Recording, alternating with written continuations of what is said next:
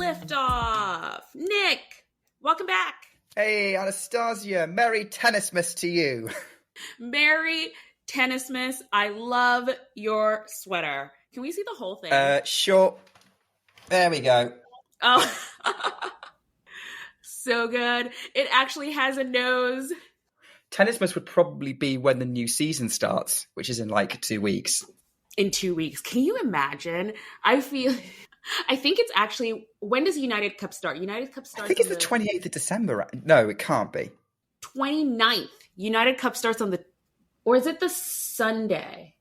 Either way, it's the last few days of December. Yeah, last few days of December. So you're looking at 19 to 20 days from when we're recording this.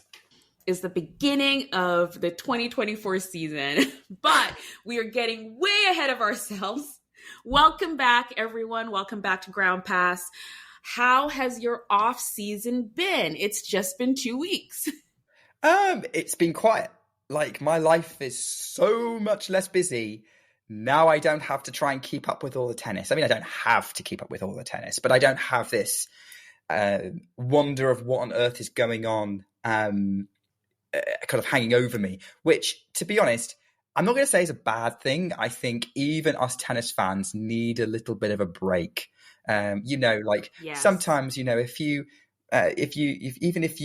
like spending a lot of time with someone, occasionally you just need a little bit of a break for a day or two. So absence does make the heart go fond. Yes. So I'm very excited for the United Cup, but I'm not necessarily hoping it starts tomorrow. Exactly. Same. I think after the Next Gen finals, I was really ready to take a break from tennis. As much as I enjoy tennis and I love watching it, I was ready for a little bit of a breather. And that's where we're going to start. We're going to start a little bit differently this time, but just a quick roundup of the Next Gen finals, which was in Saudi Arabia this year. What city Jeddah. Was it in? Jeddah. It was in Jeddah. Yes. It was a fine tournament. I love Next Gen. I love following, new young players and seeing how they do, where they go. I'm always looking for who's up and coming and who's next, basically. And I think it was really great. There was a little bit of a twist, though, because this year, I think with the field of players, I think everyone sort of went into the tournament thinking Frenchman Arthur Fils had it in the bag and he was going to win and it was going to be great. And it wasn't. Who won, Nick? Who won? A Serbian player called Hamad Medjedovic, who I have never seen play before. Same. I had never seen a match of his other than at Next Gen. I knew of him because there was an article that came out a while ago about him, and I think it was on tennis.com, and it was all about how he was being supported by Novak Djokovic, and Novak Djokovic was paying for whatever he needed, basically, in order to play tennis. And it's so funny now to see that come full circle.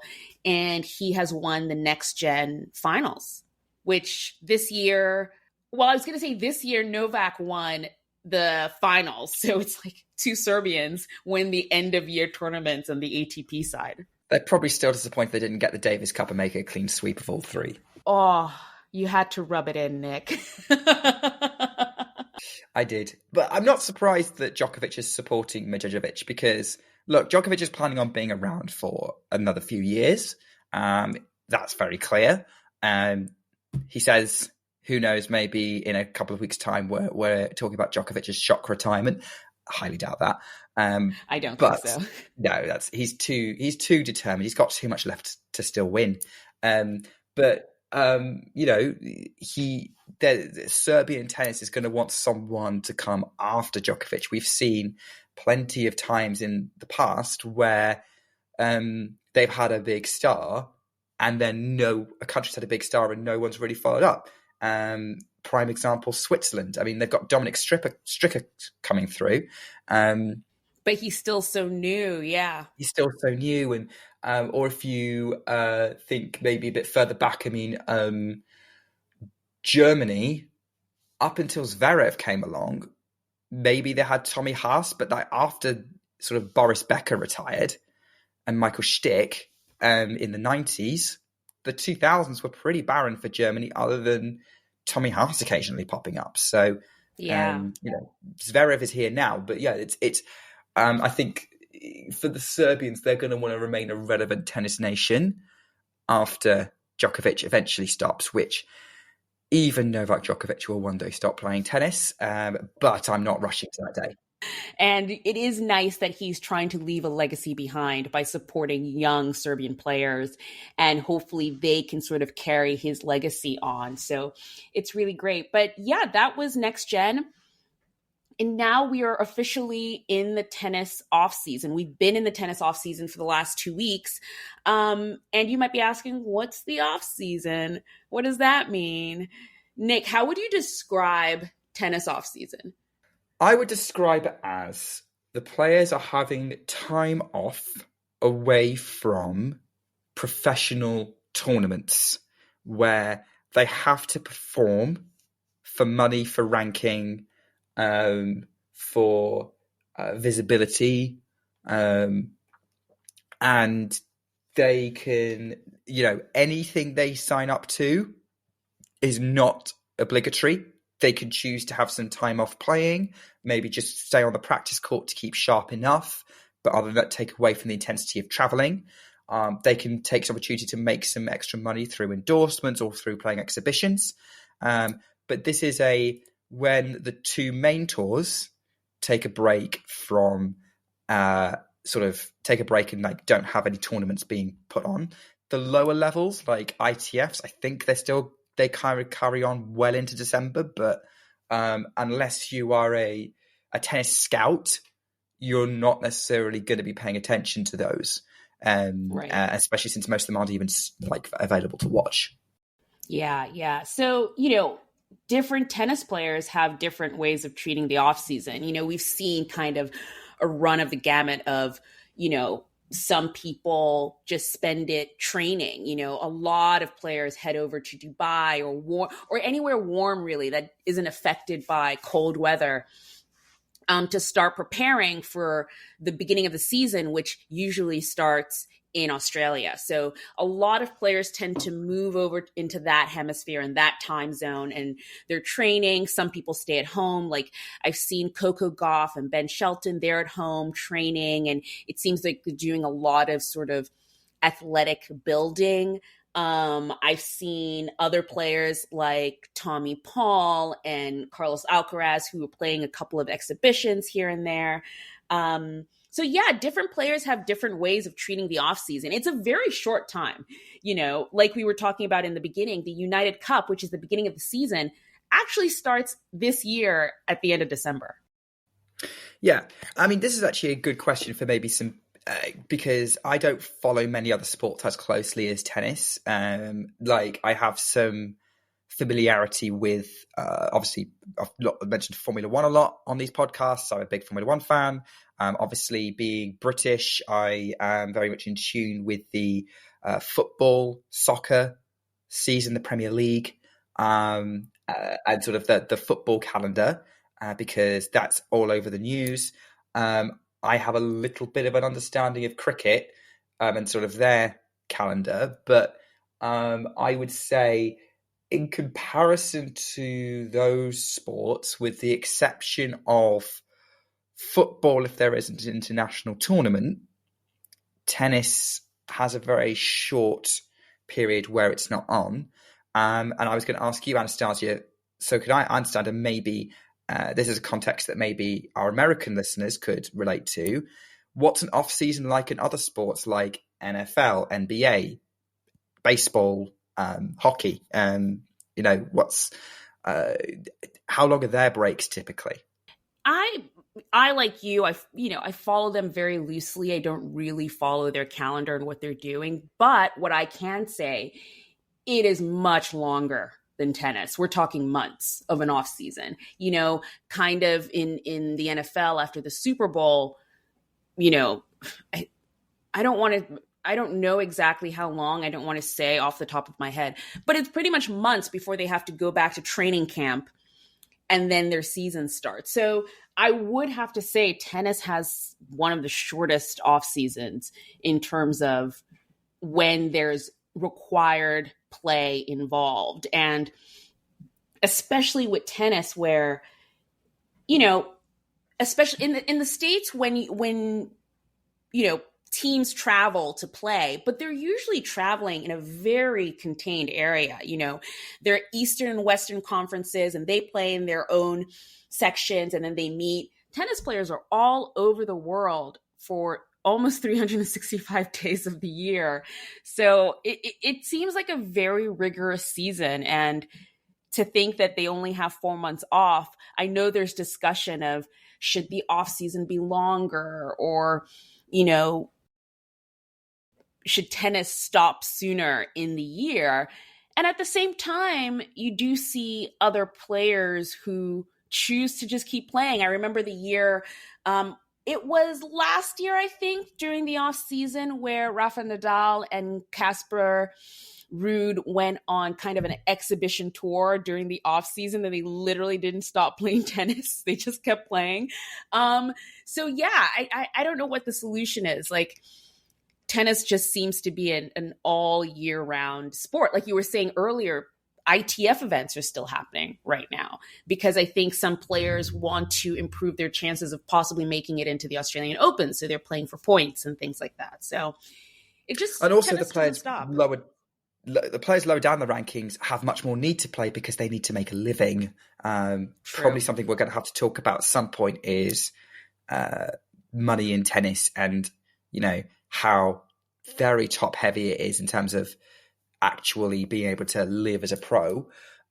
Maybe that's a discussion for another episode, maybe get a player on. But I would say it's interesting with the length of the off season, as you say, because tennis has always been, and this is always the discussion between fans and the sort of observing tennis players, is tennis players, like every human being, need time off. They need a rest. They need to be able to do that. They need to recover, especially since they're athletes. Too much activity and they get injured. It's inevitable. Having said that, one of the things that I've noticed as a fan following the sport for well over a decade now is momentum is a critical part of that sport, of the sport, and actually being on form and having some good results week on week on week on week is actually beneficial. And a lot of players are going to be like, but I want to feel good. I want to feel competitive. You know, that's how they gain confidence. If you take a player like Jessica Pegula, who doesn't stop, like she plays everything she possibly can because, and singles it works. And doubles. She's world number 5, multiple titles. In singles anyway, two Masters 1000 titles. She, you know, she's like that versus someone like Serena Williams, who could hit the ground running at any tournament, even if she'd had a long break. Although maybe a year off after injury towards the end was probably a little much. So it's about, I think that's the sacrifice you've got to go. You don't want to make the off season too long because it kills the momentum of players and they're not going to like that. At the same time, you can't have it too short because then there's no recovery time, which players also need. If in many ways, almost the better way of doing it is to try and spread the calendar out a bit more. In many ways, maybe don't have an off season, but have a longer gap between big tournaments. I was having a look at the tennis calendar for 2024 and putting everything in my diary so I could schedule stuff around slams and 1000s. That's going to be a lot of tennis weeks in 2024, by the way. It's packed. But it's packed. From the start of the clay season to Wimbledon, which is a 2-month period, probably even 3, more like 3, like that's nonstop, more or less. So it's things that the sport's got to look at, but I think that's kind of the balance. I think there would be players who wouldn't want too long an off season, actually. But obviously it's about that balance, and every athlete knows what's right for their body. Right. Unfortunately, it's not uniform. No, it's totally not uniform. I get that. I run, and when I take huge breaks from running, it's almost like starting all over again. It's something you have to sort of just have a muscle memory for. And each time you stop for an extended period of time, you have to build up to the speed that you had before. So I totally get that feeling of an athlete where if you take too long of a break, it might be detrimental. So yeah, it's a balance I think each individual player has to kind of make for themselves. But also, you're right. I mean, considering next year is going to be an Olympic year, I think the sport also has to look into the calendar and how it can sort of streamline things and maybe make things a little bit more conducive to healthy play. And yeah, it probably, I don't think athletes, the tennis players, would object to a 2 weeks on, 2 weeks off schedule. Right. My tennis watching would not sort of disagree with that. Sometimes I would love a break in between the season. I'm like, I've watched way too much tennis. I would love a break. But yeah, so that's the off season. That's what's happening right now. Right. It's been a great season. 2023, I think, has been a really great season. And I think we should do a little bit of a roundup of what that season has been, what it's meant to us, what we loved, what we didn't like, and also what we're expecting for the future. So starting real quick, in general, what's your quick review for you of the 2023 season? So this is actually really hard to do because much as we like as tennis fans to put a neat narrative on a season, most seasons that's not the case. Like if you have a dominant player, like on the men's tour, it was all about Novak Djokovic this year. It was about Djokovic versus Alcaraz, with Medvedev and Sinner reminding us that they were here too. The women's tour, a little bit more complicated than that. But even when you break down that sort of more, quote, simple message, really that Djokovic versus Alcaraz rivalry appeared and disappeared throughout the year. And kind of like that momentum I was talking about, it shifted through different quarters of the year. I've been writing a 2023 tennis diary to potentially post in and see if I can get it published somewhere. And the peaks and sort of the shifts in stories throughout the season make it very are very visible when you read it through in one go. And I think it's very hard then to say this is the story of the 2023 season. It's a bit like trying to summarize the Fellowship of the Ring, which is it's like, well, you could talk about it as there's a magic ring and they have to go on a quest to get rid of it. Spoilers if you haven't seen it, by the way. I don't know how. But then you've got to go into, there's a bit in this place and then they go to this place and then they have to go to this place and this thing happens and then it all comes to a crazy conclusion in this place. The sort of the story beats and the focuses shift.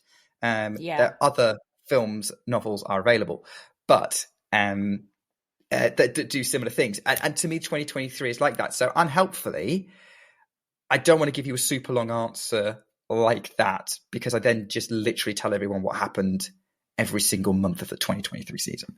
Only Nick would compare the 2023 season to Lord of the Rings, by the way. That would just only you would do that. But anyway, I want to think about it a little bit more how I perceived the season, because I think coming into the 2023 season, Roger Federer had just retired and it was a little bit, at least for me, it was a little bit of doom and gloom for someone who follows the ATP tour.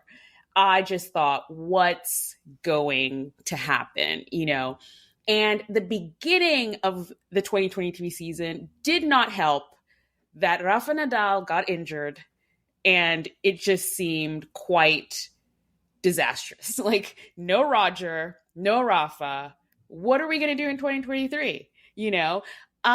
And I was very encouraged that all the young players and players who had been around for a bit, Zverev, Medvedev, Taylor Fritz even sort of popped up, throughout the season. We had like little moments for all these players. I remember when, like during the US Open swing, it was all about Tommy Paul and, Tommy Paul's now new kind of rivalry against Alcaraz and how their matches would go. You had the end of the season, Sinner pop up, and, everyone's now excited to see how he does in 2024. Novak Djokovic kind of, he kind of spanned the whole season. And even though he couldn't come to America, the top part of the season, so we didn't see him Indian Wells or Miami, he was there at the end and sort of, dominated the tournaments that he played. So I just think it kind of gave me hope because, again, at the beginning of the season, I just thought, well, what's tennis? I had lost Serena Williams on the women's side, Roger's gone, Rafa's gone. And you think, is there still tennis to be enjoyed? And I was very pleasantly surprised that there was so much more tennis to be enjoyed. And the joy of discovering new players, I think, was the most important part of my 2023 season, is all the new players I got to sort of latch onto and enjoy. And I have to say, as someone who, before this year, I would say I watched 75% ATP matches. I am slowly increasing WTA matches into my repertoire. And I mean, by the end of the season, it was almost 50-50, which is so great because there were just so many players on the women's side as well that just caught my attention and made it more exciting for me, even though people like Serena is gone now. Svitolina came back, and, you had Mira Andreeva, who's just super exciting. And, seeing Leila Fernandez like reinvigorate herself from kind of the poor year she had in 2022. So it was very exciting all around to be reminded that tennis is still here and it's still super exciting and fun. Yeah, absolutely. And I've kind of dodged the question a little bit. Yeah, tennis 2023 has been super exciting and fun, and I'm so proud of you, Anastasia, for increasing your WTA percentage, because for me it has been all about actually the WTA providing us with really great tennis throughout the year and giving us some brilliant rivalries. Like the year has definitely been about people, the rest of the pack, or at least certain members of the pack, actually stepping up to challenge Iga Swiatek. And people she was regularly beating, getting wins over her now. And so basically now Grand Slams are a lot more competitive than they were. Maybe not necessarily the French Open, but I think that's been the 2023, what's been about for 2023. And then seeing how Iga Swiatek has responded to that. And I'm not just framing that because of my allegiances, but that's what everyone else has been talking about, really. That's what everyone else has been talking about. True, you're right. Let's be honest. Look, I would not be saying the same thing if I was talking about Leila Fernandez. She was one of the talking points towards the end of the season. But if you're a Leila Fernandez fan, then most of the conversation would be, why did you keep running into Caroline Garcia in the early rounds of tournaments and having these insane battles with her? Who's rigging the draw? Like, honestly, I kid you not, like, I think they had about 3 or 4 absolutely epic battles that got forgotten about quickly because they were early on in the tournaments, but actually they were just really, really good tennis. So that's just a side point. Just to say as well, and we're going to come on to this topic for ourselves at the minute, but those who are interested, if you remember, we had John Silk on our last episode, and actually he's doing a series on talking tennis, going through the matches of the season, like all of the ones that like caught the attention on the men's and the women's side. And actually, as a new fan who maybe is trying to catch up with what happened in 2023 and the narratives that built from that series that's going to be coming out during December is going to be worth a watch and keeping an eye on just to kind of bring you up to speed, if anything. Exactly. I'm going to put a link into the Talking Tennis YouTube channel where you can follow that series. And it'll be really fun because, again, as a new fan, you might be thinking, well, who do I follow in the new season? And that can give you an idea of who is, happening in 2023 and who you might want to follow. But based off of that, though, what was your match of the year, Nick? You can only pick one. You can only pick one. Don't worry. I only have one. Oh, really? Oh, I had to pick from 3, but what's yours? Yeah. Okay. So mine, I know for a fact, a lot of people would kind of disagree with me on this. So if you were to ask most WTA fans, they would say match of the year was the Australian Open final between Sabalenka and Rybakina. Just because of the kind of style of tennis on display and how close it went. And maybe some American fans might say the US Open final and that dramatic Coco Gauff turnaround against Aryna Sabalenka. I am going to go, for me personally, the most thrilling tennis match of the year was the Madrid final between Iga Swiatek and Aryna Sabalenka. And I know I've seen Anastasia's expression because she's like, that's a left field choice because obviously it's not a Grand Slam, but also Iga lost that match. And you're like, call yourself a fan. Listen, I'm a Roger fan. I would still call the 2008 Wimbledon final the match of that season, the 2019 Wimbledon final the match of that season. And those were 2 of Roger's most painful losses. I don't think this was a painful loss for Iga.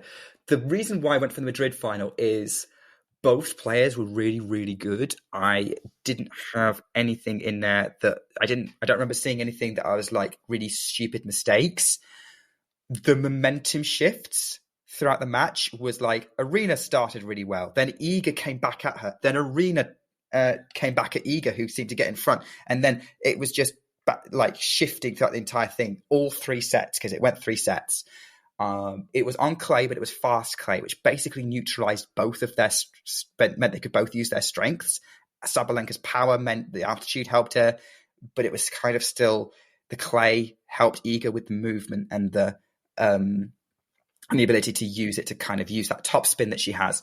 Don't worry, I will probably explain those terms another time. But at the end of the day, what happened was it was basically down to who peaked at the final moment of the match, and it happened to be Sabalenka. Yeah. But the momentum shifts were not caused by one player having a dip. It was caused by a player raising their game and taking it to their opponent and getting better.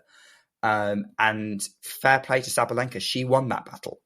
I think Iga got it next time, but in Cancun. But yeah, that for me was the match of the year. And I can't think of anything else like that in terms of what it was, in terms of how it kind of went.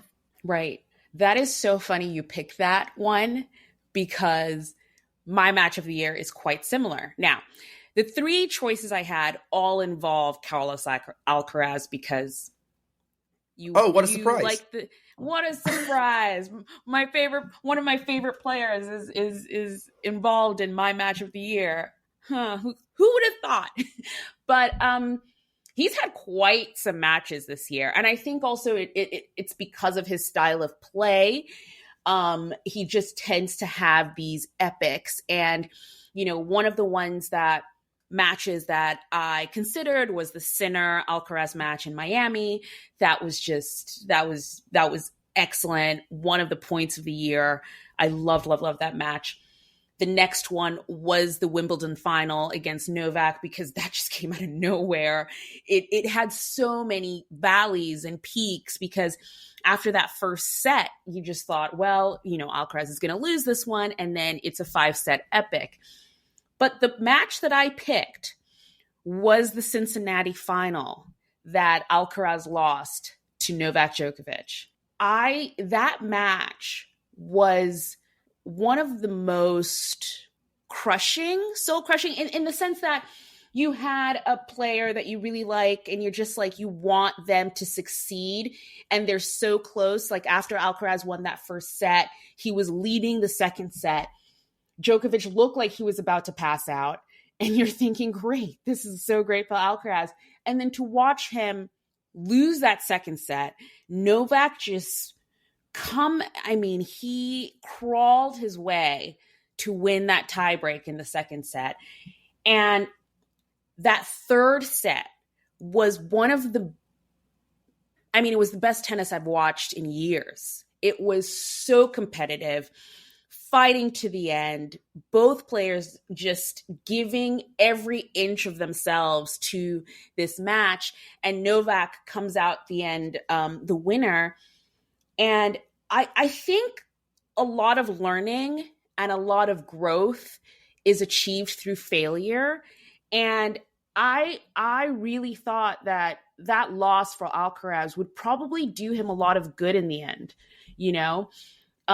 It's funny because he was crying just before the trophy ceremony, and in his press conference, he was like, "I don't know why I was crying because I gave my all," and I was like, "Well, it was one of the first times that I felt like Alcaraz really cared." He tends to be this such happy, jolly. He just loves to hit a ball with a tennis racket, so sort of like he didn't have a care in the world kind of player. And I think that was the first time I ever was sort of like, oh, Matt, he really cares. He really cares if he wins or loses. It's not just about I just love to play tennis and this is the greatest thing ever. You kind of got to see a different side of him in that match. And, I really loved the match. I loved the message, I think, that came out of it.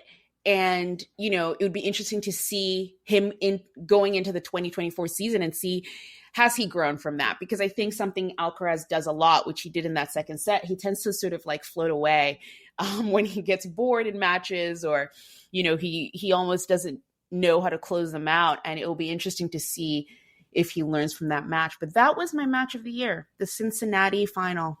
Interesting. Next, I don't know. Well, I feel like I know who your player of the year was. It helps when your favorites are really okay, come on, it helps when your favorites end up on top, right? This is true. But for the audience, who is your player of the year? I thought we said we were going to do more than one. We can do more than one. Yes. I think we did discuss this. And yes, we did say we would do like 2 or 3 players of the year. So okay. How many do you want to do? I'm doing 3. Okay. And they are going to be 3 women who won Grand Slams. Oh. Because that's the pick. There are other women who've had really strong seasons. I'm not necessarily going to name them right now, legitimately, and will remain contenders. But these 3 stood out for different reasons. Arina Sabalenka, because she spent the entire year was all about her kind of charging back up the rankings. She hadn't fallen that far, but she was charging her way to world number 1 to challenge Iga Swiatek. And she got it at the US Open, and she got the number 1 ranking. And 2 Grand Slam finals, winning one of them, 2, and then the other 2 were semi-finals, achingly close to reaching all 4 Slam finals in a year. Arina Sabalenka slams runs were incredible to watch, and she improved so much. She was a talking point at every tournament she was at. And we have to reflect that in the player of the year. Coco Gauff, massive breakout season when she won Washington, when she got Brad Gilbert on as a coach, and then she won Cincinnati in the way she did. Then it was like, wow, this is a very quick step up from someone we already knew was incredibly talented. And then that US Open win, Coco's star went supernova at that point. And I think I'm right in thinking she's now the highest paid female athlete in the world, or one of them anyway. She is. And that's of all sports. And so for that reason, stepping up her game, winning a US Open, and achieving that, being the biggest sportswoman on the planet, you have to include her in the Player of the Year. And you have to say Iga Swiatek, who ended up becoming year-round world number one, won the French Open and the WTA finals, just turned her year around right at the death, and re-established herself as the top dog. It's going to be setting up for a very interesting season because it's still going to be very competitive off clay. But like I mentioned earlier, this season became about she's been caught. How's she going to respond? Oh, she does have that ability to turn it back on and crush everyone still. And obviously Roland Garros was, that run. She had a couple of really tough matches towards the end. That Mukova final was another potential match of the year contender, the way she kind of almost lost it and turned it around, which actually summed up her year in many ways. So those three, Aryna Sabalenka, Coco Gauff, Iga Swiatek. Okay. So since you picked three, I'm going to pick three. I had one, but I will. I mean, look, there's an obvious one. There's an obvious one. There is an obvious one, but I do have three people to talk about. And for me, they all involve a little bit of adversity and then kind of making your way back and learning and growing. I like that in players, like showing not just, oh, look at me, I win everything, but showing some growth and some improvement. And first up for me is Daniil Medvedev. Love him. I think he started Australian Open 2022 not great, and it was quite a disappointment for him. And he then went on and won every hardcourt tournament leading up to Indian Wells. I remember him coming into Indian Wells and everyone was like, is he not going to lose anything on hardcourt forever? That was how dominant he was at the time. And seeing a player who can sort of pick themselves up like that and just keep going and improve instead of sort of falling back was really nice to see. And then he takes that sort of energy to the clay season and wins a clay tournament, Masters, on his least favorite surface, as he says. So I think Daniil has been fighting a bit to still be in the conversation. He came into the US Open with that sort of energy where I think everyone was just saying Carlos Novak. And he was like, hi, I'm still here. So he's definitely, if I was to rank my top three players of the year, he would be at number 3. Number 2 would actually be Carlos Alcaraz. Because I think he came off the 2022 season a Grand Slam champion, and it was now his time to sort of prove he was the player people thought he was. I think it would have been easy for him to win that Grand Slam and then just not have that great of a 2023 season, but he had an awesome 2023 season and won another Grand Slam. He is the only other player in the top 10 other than Novak who has more than one Grand Slam. Like, that's kind of crazy. Like, he's leapfrogged people like Zverev and Tsitsipas who have no Grand Slams, and he has 2. So he had a pretty great season, I think, in 2023, and is just constantly improving on his tennis, and is looking at hopefully a really great 2024 as well. And the last and really just the most improved is Jannik Sinner. Jannik Sinner is my number 1 player of the year for 2023 because I think he's shown potential for so long. And I think he has just been the epitome of slow and steady wins the race. I think people were almost giving up on him in a sense where it's like, will he ever cross that sort of line into a Grand Slam final? Will he ever, live up to the potential that people had. And I think he just slowly kept chugging along all season, and then just had one of the best end of year seasons that I've seen. I mean, it's kind of weird because it's quite similar to, I think, how people were talking about Felix Auger-Aliassime last year when he kind of just won a whole bunch of titles at the end of the year. But there's something about Sinner that is just an extra level up, where, he's beating Novak twice in 3 matches in 3 weeks, I think. Was it 3 weeks? It was about 3 weeks. It just showed... I think it was 2 weeks. I think it was 3 matches in 2 weeks. Wow. It just showed a growth and a maturity in him that I think I've been expecting for a long time. And I didn't mind waiting. And he took his time, and he sort of blossomed when he was supposed to. So he is my player of 2023.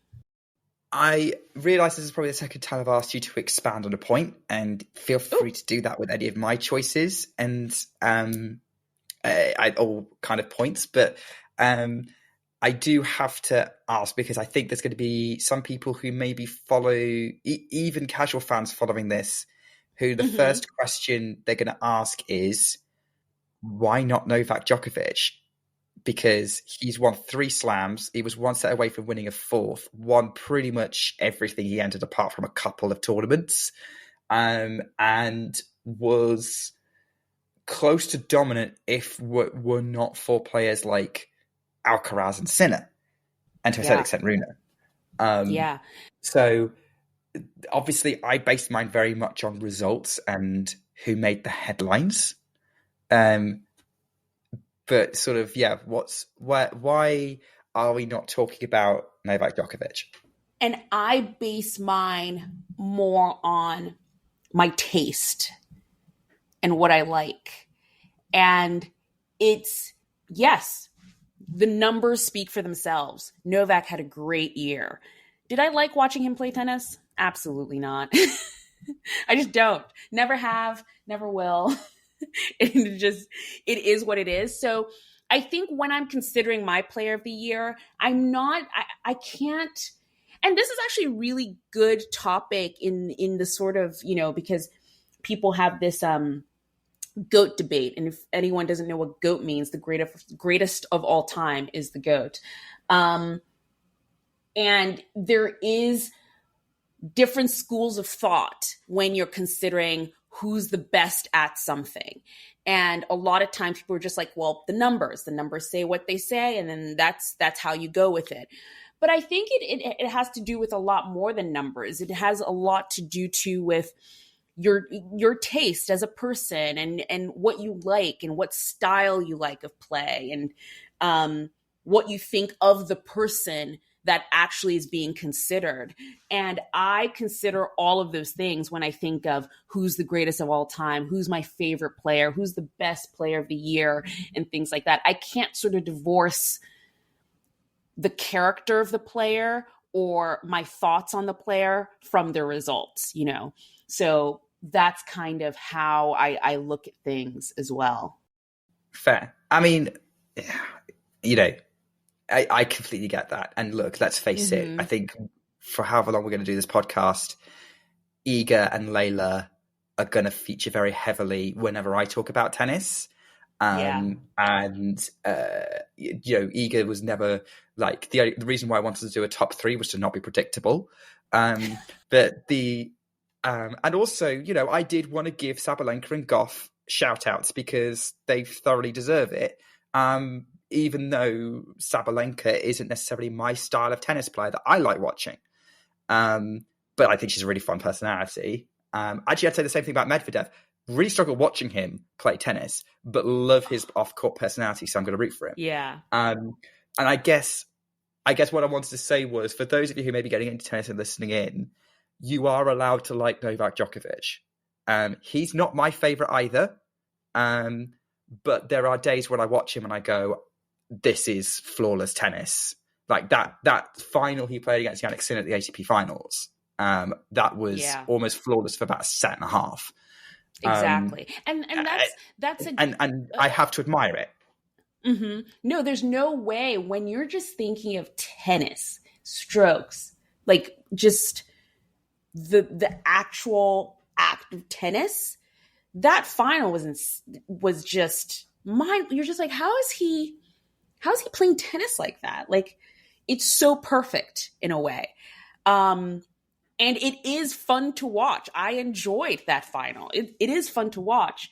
He just won't ever be my sort of player. And I'm like, that was a player of the year, or, oh, I'm looking forward to watching a Novak match.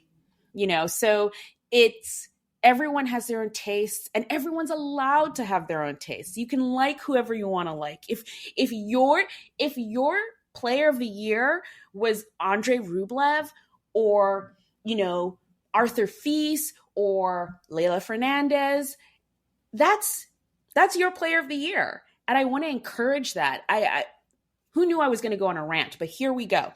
I love to encourage individuality in that way, where you don't have to jump on any bandwagon. You don't have to like Roger Federer. You don't have to like Rafa Nadal. You don't need to you don't. You can like who you like because of how they make you feel when they play a sport, and are you impressed by them? Are you encouraged by them? Are you inspired by the way they play? Do you love their off-court personality, and that for you is just what makes them the best, and then that's it? I think people are allowed to, for a lot of people, Elina Svitolina is their player of the year because of just what she's done outside of the court, let alone on the court. So whoever your player of the year is, you know what? We're looking for reviews on this podcast. If you like what we do, go to Apple Podcasts or wherever it is and leave us a review. But what I would like in the comments of the review, who is your player of the year and why did you like them? And feel free to put whoever it is, Chris Eubanks, for his run at Wimbledon. Is that why he's your player of the year? It would be awesome to hear. So drop us a line, find us on Twitter or wherever it is, or Instagram where we have our stuff. But who's your player of the year? Yeah, I'd love to hear it, and I'm really looking forward to reading through those with Anastasia. And absolutely. And there's we've gone for the headline grabbers. Svitolina is a good example of someone else who could grab the headlines because she actually made up the most ranking places in the year compared to anyone else. I think she climbed over 200 places. And that's enough to say, okay, that's incredible given she came back from maternity leave. Sophia Kenin, after all she's been through, really rough time, kind of back in the mix. You're right. There's names out there that, just because the story they took you on, that will definitely be a justification for what player of the year could be. And I think we are also going to continue to be talking stories into next year, right? Oh, definitely. What is 2024 going to bring, or what do we hope it brings? What am I looking forward to the most? I have to say, I love the Olympics. I love the Olympics. Everything about the Olympics. I love the opening ceremony, the medal ceremony, everything. Love the Olympics. I'm super excited for the 2024 Olympics, especially watching the tennis of the 2024 Olympics, because there can be so many stories. Can you imagine Carlos Alcaraz and Nadal playing doubles? I cannot. I really can't imagine it, and I can't even. I'm so excited. If you can't tell, I'm so excited. If they play doubles at the Olympics, I might, have to call off work and just dedicate the whole time that they're playing doubles to watching it. But I'm really excited for the Olympics in 2024. And I'm also excited by the return of Rafa Nadal. Is this his last season? Is it just the beginning of maybe a return to playing competitive tennis? I want to be there for it. I've missed him on tour, and, love Alcaraz, love Sinner. But next year, I'm gonna be a one woman man, and it's one man, one woman, or whatever you say. But I know I'm like the reverse. I think I said the reverse, but whatever it is, I'm just gonna be supporting Nadal. And if it's his last season, it will be sad to see him go. But I want to enjoy it and enjoy watching him play tennis. Yeah, I mean, to be honest, that's kind of my main story. I know I'm the WTA guy here, but ATP is it next year for me is like, yeah, it's going to always be like Rafa's going to be the main topic of conversation. For me on the WTA side, it's the Olympics. Yeah, it's the same thing. Like, that it's a special kind of hype because it only happens once a year. Whilst the Olympic medal may not have the same prestige as winning a slam to players or even definitely fans, and I do think that there is something very special about having that medal because it's something that kind of comparable with other sports. For me, the Olympics is going to be more about how Iga Swiatek does, unsurprisingly. And that's because as a fan, I'm very aware of how much that title means to her. She broke down crying when she lost in the second round in 2021. Her dad's an Olympic medalist. She wants to emulate him. Different sport. I think it was rowing or sailing. It wasn't tennis. It's a fantastic opportunity for her to win it.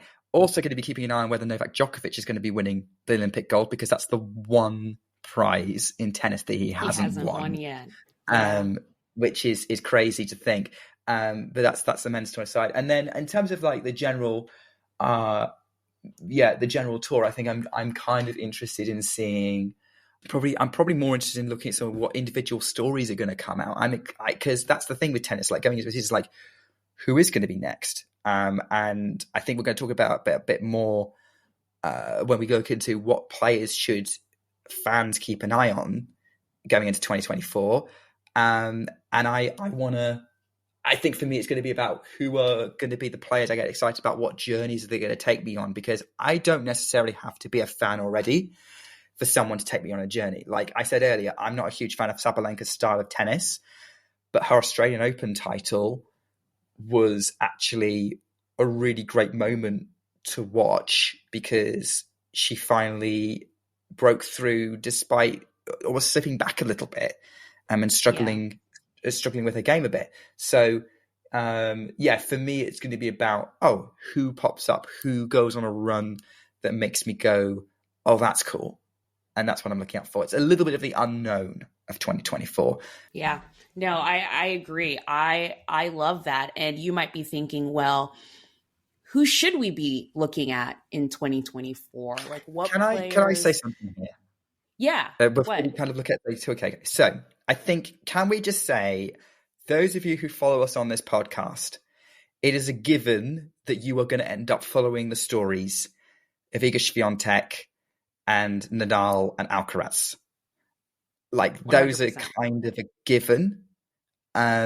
So I'm going to set down a challenge of, we want you to follow those players, guaranteed. So can we amend the criteria, I guess, to not Swiatek and Alcaraz for either of us, just to try and make things a little bit more interesting. 100%. They're not even on my list of who to follow in 2024 because, like you, I like the story. I like the journey. Like, who's going to bring me on a ride? And I have some thoughts of who might do that. But who are your players, do you think, to follow? Okay, so it's very tempting to go for kind of the big names and sort of see what happens next. Like, can Coco Gauff continue what she's doing? Is Jessica Pegula going to break that ceiling? And, look at a top player and see what's going to come next for them. Or even like a retired player doing a comeback trail like Wozniacki, Kerber, coming back from injury or maternity. I would even say, like, it's even tempting to say like a super young player like Andreeva, but we've hyped her up a lot on this podcast. She's just one to watch in general. So I want to throw some different names out there. So I think the big one is Naomi Osaka. She is also coming back from maternity. And she's been very on and off for a while. But when she's on, she is legitimately one of the best tennis players in the world and super exciting to watch. And I would recommend following her and seeing what she's going to achieve, because whatever happens is going to be incredible. In the expectation of doing something great. Obviously, she's got a big name following anyway. I would recommend sort of keeping an eye on her, especially the Australian Open, when she's going to kick everything back off again. She seems motivated. Obviously, she's been very open about her own struggles. Yeah, that's the big one there. She seems motivated. So it's almost very different from how she was when she left the tour, when she went on maternity leave and sort of like took some time.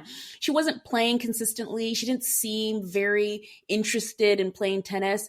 So listening to the way she's talking now and how much longer she wants to play tennis, it's going to be really interesting, watching Osaka in 2024.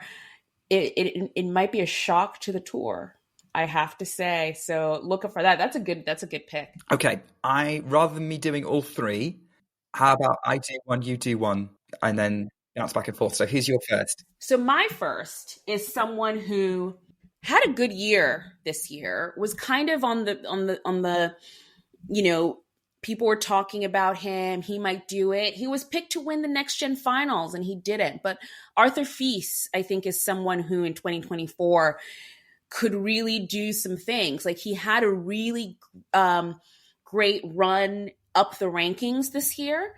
He had some really great matches that he played. He's a very dynamic player. He just seems to have fun, have a lot of fun on court, very much like an Alcaraz or maybe even a Ben Shelton, like super young, has tons of fun on court. It was really nice seeing his personality come out during the Laver Cup this year.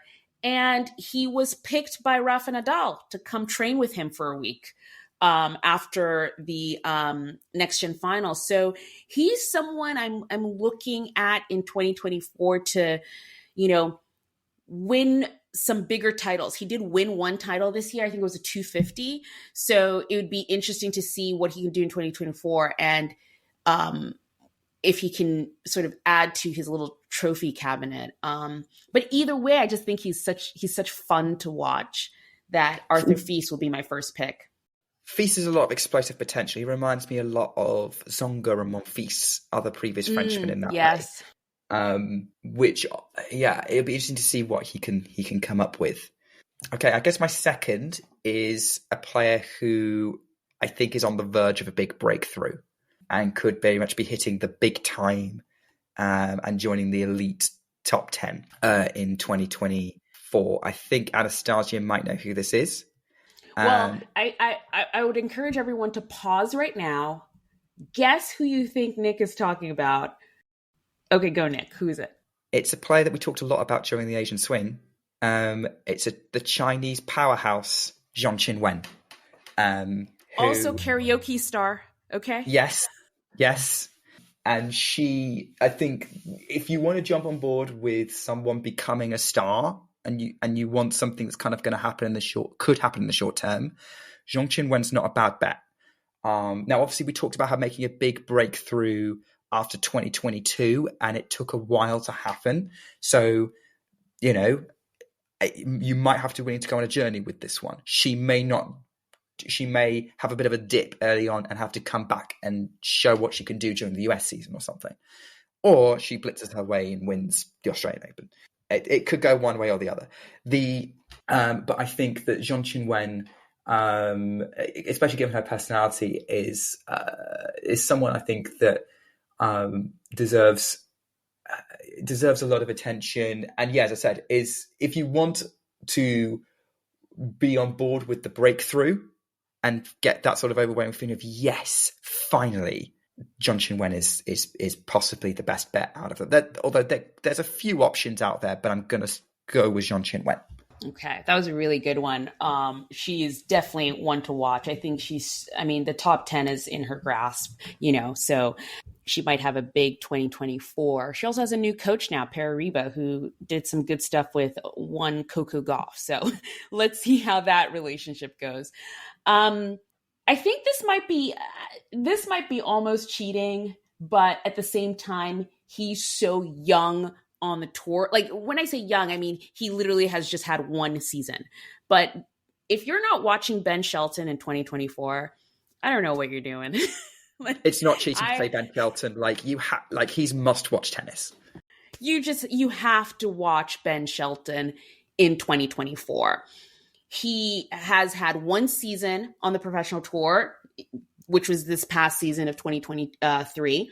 He just flew up the rankings, mostly due to his really great run to the semifinals of the Australian Open. But and I think people thought, oh, that might have been a fluke. And, beginning of the season, he also didn't really do great in Europe, but it was his first time on tour. But he came into the US Open and then did it again, sort of went through his draw and made it to the semifinals again. I think it's impossible not to watch Ben Shelton. He's so much fun to just watch, and he has so much energy and youth, and his serve is insane, and is weirdly, even though he's new on the scene, has all of a sudden become the bright, big American hope to finally win a Grand Slam again.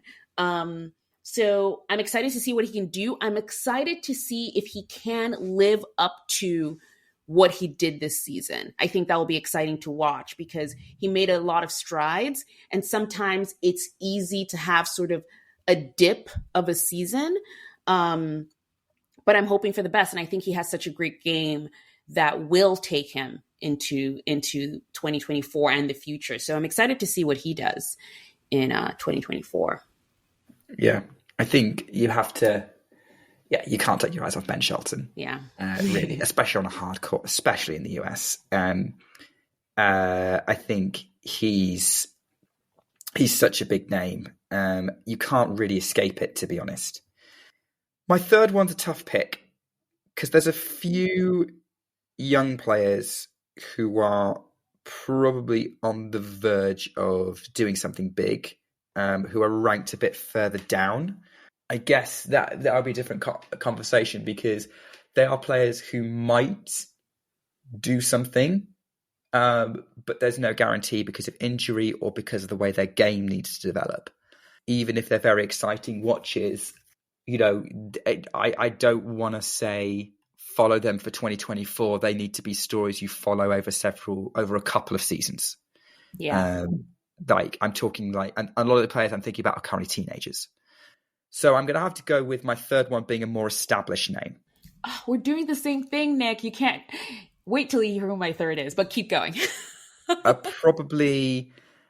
I mean, look, I'm going to say this now. You are allowed to say a name that you probably have already said earlier in the podcast because that's complete. Because, that's a story that you can't take your eye off. But with mine, it's going to be a surprise. You're going to be surprised, Nick. You're going to be surprised, okay. But you keep going. You're not going to be surprised with this. I'm cheating a little bit with this one because I have to go with Leylah Fernandez. 2021. I was hoping you would. Good. Yes, I was really hoping you would. Yeah, you have to, because regardless of how well or badly she does in 2024, whether she capitalizes on this amazing finish to the year that she's had with that Asian run and then leading Canada to the Fed Cup. No, sorry, wrong name.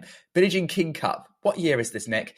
Every Leylah Fernandez match is a roller coaster, unless she's really off the boil, which happens sometimes. But and it happens to every player. But every Leylah Fernandez match is a roller coaster.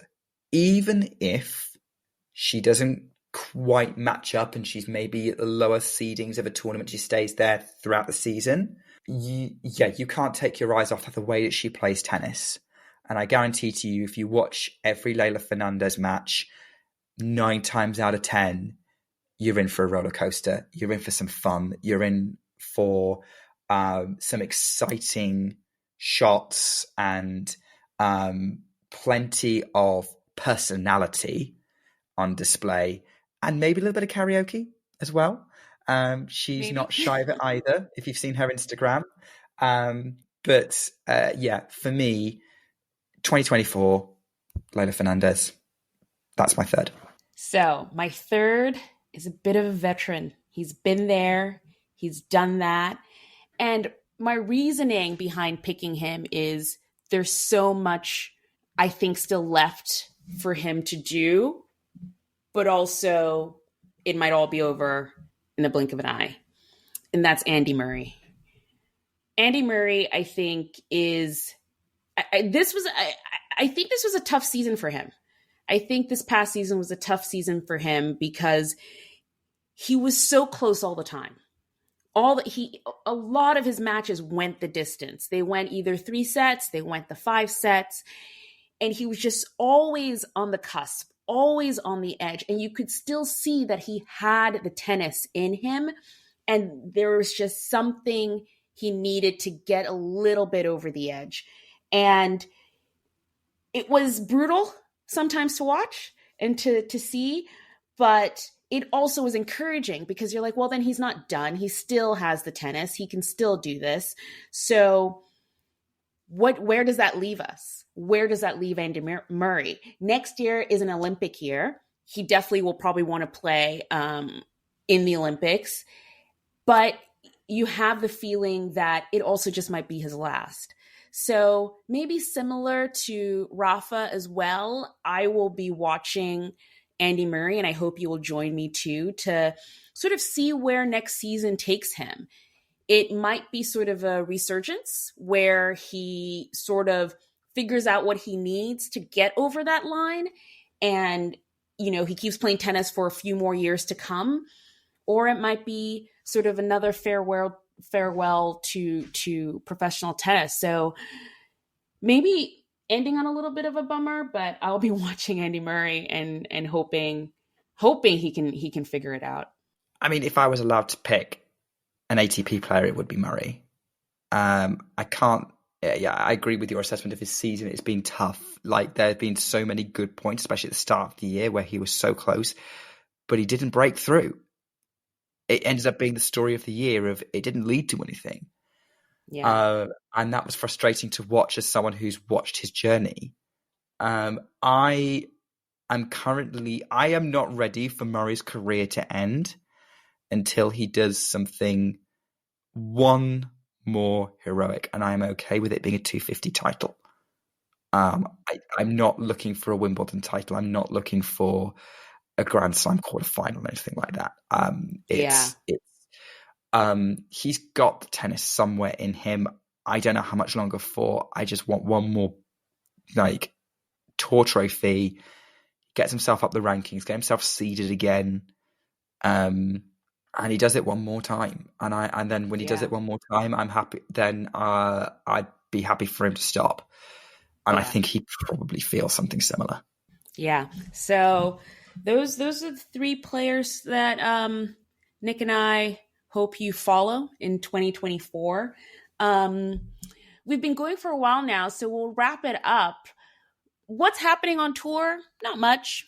It's the off season, so there's nothing really going on. There is an exhibition. I'm sure you've heard of it, or if you haven't, there is going to be an exhibition in Riyadh that will involve a match between Novak Djokovic and Carlos Alcaraz, and then a match between Aryna Sabalenka and Ons Jabeur. And here's a little preview of what we're doing next week. You might be asking, oh, well, those are fun players. How do I watch that? At the moment, I don't know. If I find out before, while I'm editing this, before I post it, I will post in the description where you can watch this exhibition. But next week, Nick, we're going to be talking about how do you watch tennis? Where do you watch tennis? I'm going to need to do some research. And I think something that you guys can do to help us out, actually, is tell us which countries you want us to tell you where to watch from. Because we're just going to assume, based on where we are and who we might be expecting listeners to come from, we're going to be focusing on the UK and the US. I have a nice little Twitter thread that we can probably look at to pull resources where sort of I ask people, what country do you watch tennis on, what channel it is. We've got a few responses on there that we can work from, but we can also do some digging on websites. But yeah, please, if you can leave us any reviews or any comments, please let us know which country do you want us to tell you about, because we can't tell you everywhere, unfortunately. It's just not going to happen. That would be a really, really long episode. I do not have the time for that. So, but no spoiler, and Also, figuring out where to watch tennis is a little bit more complicated than it sounds, but we'll go into that in 2 weeks. In 2 weeks. We'll also be previewing the United Cup, which would have started probably. We will pre-record, so maybe it wouldn't have started, but at least we'll be able to give you a little bit of history on the United Cup. But until then, enjoy Nick's sweater again, please, because it is joyful and happy. This is an audio podcast. You know that, right? I am going to post a video or a photo somewhere because it's the best, and this was our holiday episode. So have a great holiday. We will see you in 2 weeks. And any final words, Nick? I think the shirt says it all. Bye, everyone.